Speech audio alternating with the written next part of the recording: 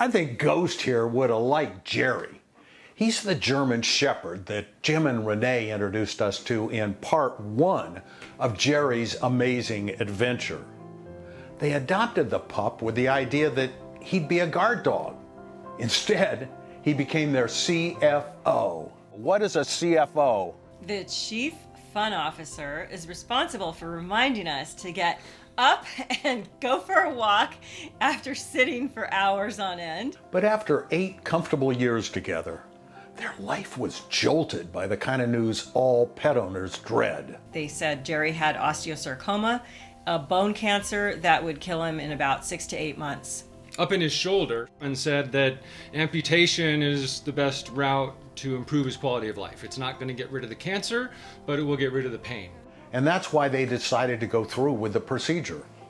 And when Jerry emerged from the operation, they knew they'd made the right choice. And the first thing I noticed was the smile on his face. His pain was gone. And then Renee had this bright idea. So I said, let's get an RV. Let's be one of those crazy RV people and drive a house around with Jerry in it. And as they hit the road, they made a promise to Jerry. I was telling him, hang in there. We're going to take you on the road trip of a lifetime. You're going to love it. Every day is going to be great. We won't be working so hard. And as they ticked off the miles, they began to realize that Jerry was giving them the trip of a lifetime.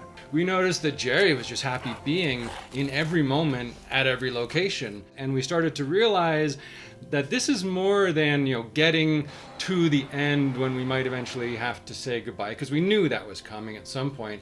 It was about enjoying every day in between. We learned the phrase, it's the journey, not the destination. And with that realization came a decision to share their journey with others. First, with a blog and a website, tripods.com. The name comes from Jim's revulsion at hearing a doctor refer to 3-legged animals as tripods. So at tripods.com, I set up discussion forums, and then it grew. And then I put in a live chat room, and that grew. And it kept growing as other 3-legged pet owners joined the community they were creating. Then came the book. The title, Be More Dog? It comes from another of Jerry's lessons. The key lesson was to be more dog. And that means to be present in the now and enjoy every moment to the fullest. For me, the big lesson that Jerry taught me was acceptance. Acceptance for people who are different than you, acceptance for how the day turns out, acceptance for the situation right in front of you. Jerry really helped us find our purpose. And as the journey evolved, so too did their promise to Jerry. It was a promise, if he just let us know when he was done, we would say goodbye.